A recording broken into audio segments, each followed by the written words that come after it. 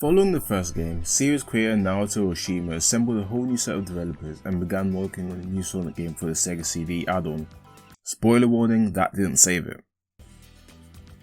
There were essentially two games in development at the time, one being handled by the Japanese staff, Sonic CD, and the other being handled by STI, Sonic 2, with both teams opting to take different approaches in terms of level design, more on that in a bit.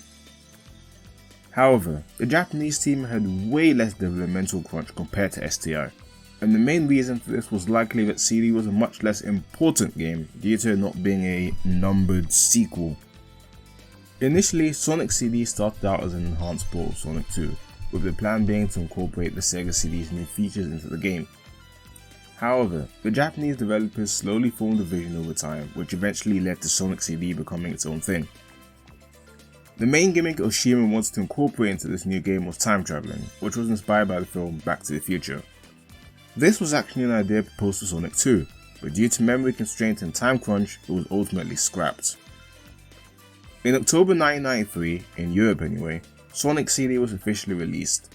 However, due to the failure of the SEGA CD, the game would remain relatively obscure until a 2011 remaster by Christian Whitehead.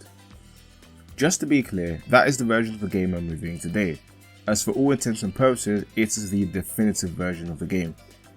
Is Sonic CD a great game, or has its obscurity artificially inflated its reputation amongst fans? As always, let's get into it.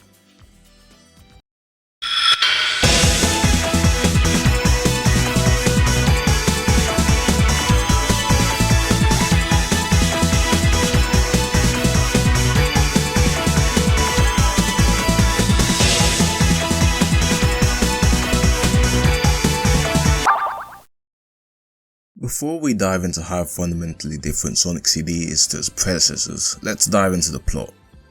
Sometime after the events of Sonic 1, but before Sonic 2, Sonic heads to Never Lake, which is known for being a huge lake where the mystical little planet appears for 1 month per year. It is also home to the Time Stones, which look almost exactly the same as the Chaos symbols did in the previous games. Anyways, they are mystical gemstones that can freely control time, and they are part of the latest Eggman scheme to conquer the world. Claiming them, the Doctor both chains Little Planet to the planet to prevent it from leaving, and uses the time stones to utterly devastate the future of the planet. Seeing this, Sonic is quick to act and makes a beeline towards the planet with the intention of foiling the Doctor's dastardly endeavours.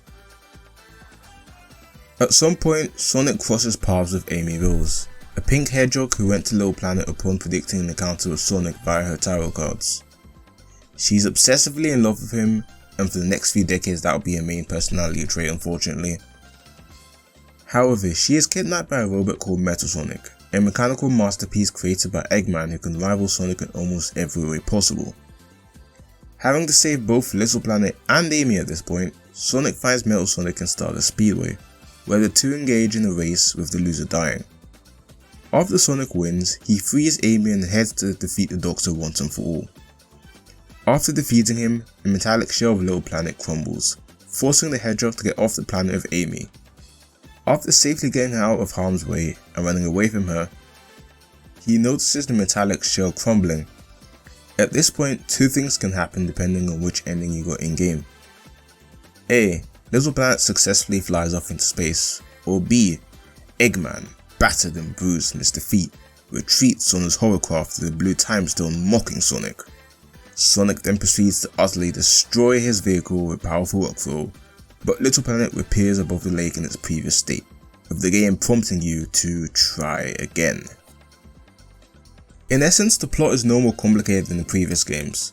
However, it adds more to the cast of characters by introducing Amy Rose and Metal Sonic. I like Amy because she's a subversion of the guy chasing the girl trope. Here, she's the one obsessed with Sonic and will go to some pretty extreme lengths in future games to make him fall head over heels for her. Gotcha, my darling Sonic. Amy, what are you doing here? Sonic, this time there's no way out of marrying me. Metal Sonic, however, is one of the greatest villains the series has ever come up with, period. His design looks incredibly sleek and mirrors Sonic incredibly well, not to mention the mere concept of an evil Sonic is just incredible stuff. He'll peak later in the series, but what a first impression he makes here. The way the story is presented has also been kicked up a notch, with an actual animated intro and outro this time as opposed to relying solely on manuals to paint the full picture. Since there's little to no dialogue in the game, manuals are needed to gather the full picture of what's going on to an extent. However, the inclusion of these shell-shaded animations is a welcome addition, and damn do they look good.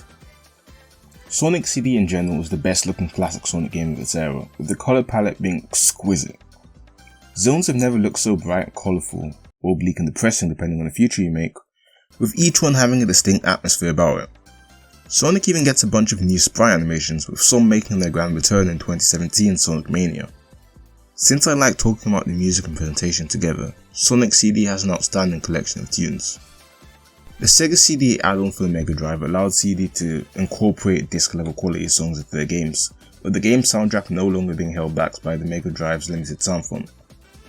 It's also the first game in the series to include vocal themes, with both the opening and ending themes being wonderful pieces of music.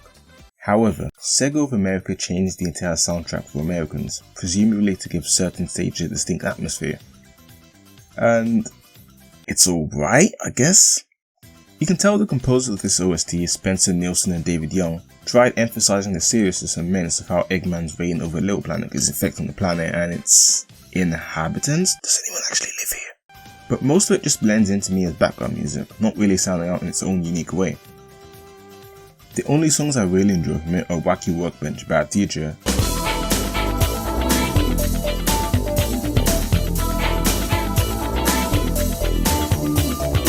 and the title and ending theme, Sonic Boom.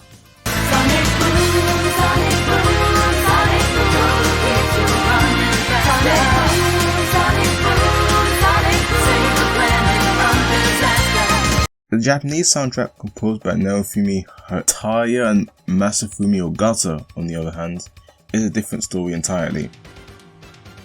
It currently sits my top 3 Sonic OSTs ever, having a soundtrack so good that half the time I've been writing the script for this one was spent just cherry picking certain songs to include in the video. It's hard to explain in detail why I love this OST so much, but it's just so vibrant, giving each stage a much richer feel and atmosphere than the American version.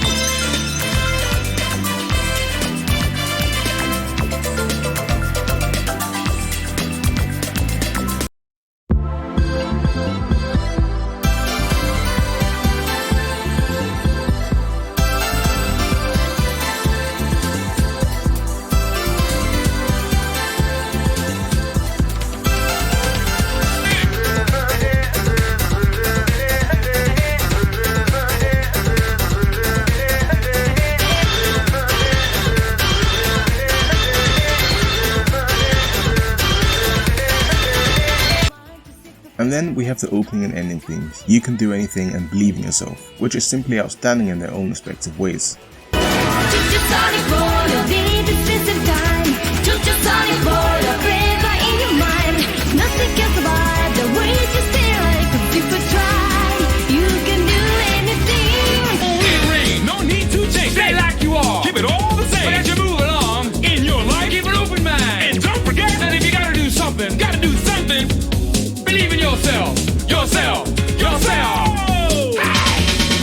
Unfortunately, the rest of the game kind of meanders for me. In terms of gameplay feel, Sonic is essentially unchanged from how he was in Sonic 1, except for the fact he now has a spin dash. However, in the original release, it functioned entirely differently from how it operated in Sonic 2. You had to charge it up for a few seconds before releasing the down button, or Sonic wouldn't go anywhere. Thankfully, the 2011 remaster lets you play with a much superior version of it, which is another reason it remains the best way to play the game today, along with the Origins re-release. Just as I alluded to in the intro though, the Japanese base team decided to go in a different direction to the American base team in terms of how levels are constructed, with CD heavily encouraging exploration of levels due to a level design and CD's gimmick of time travel. As I said before, Eggman is using the time stones to destroy Little Planet's future. To stop him and get the good ending of the game, you must travel to the past by first finding a signpost or pass on it, then maintaining your speed for a couple seconds to eventually time travel and destroy the robot generators Eggman has scattered throughout the 7 zones of the game.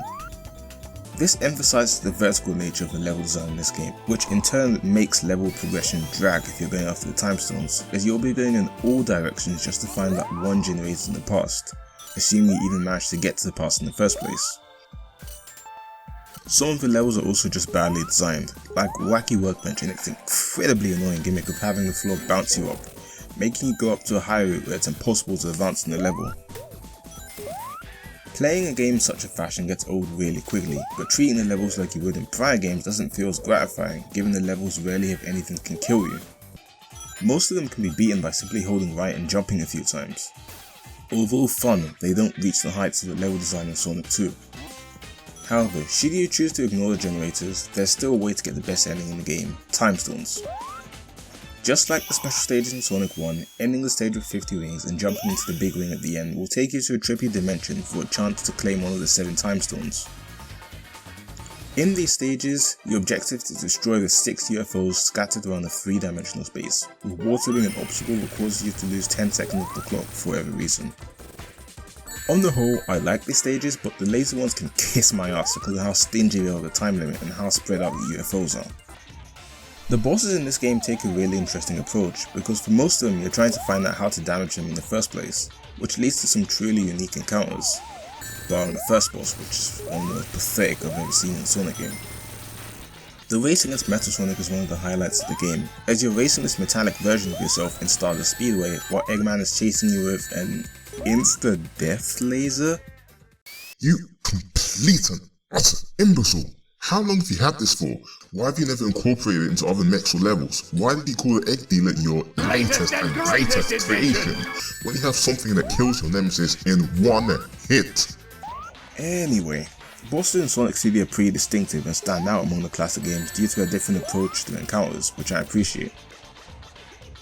On the whole though, Sonic CD is kind of a mixed bag for me. I love the aesthetic and music, the level teams are top, and Sonic is fun to control. However, the time travel gimmick, while a neat idea on paper, is kind of clunky in execution. Level progression is an absolute mess due to the gimmick, and the game is less fulfilling and ridiculously short when you decide to just get the time stones for the good ending. While it's still worth a play this over Sonic 1, it doesn't hold a candle to Sonic 2, and especially Sonic 3. It's available as part of the Sonic Origins Classic Collection these days, so I'd recommend you to try it out and see whether you liked it more than I did.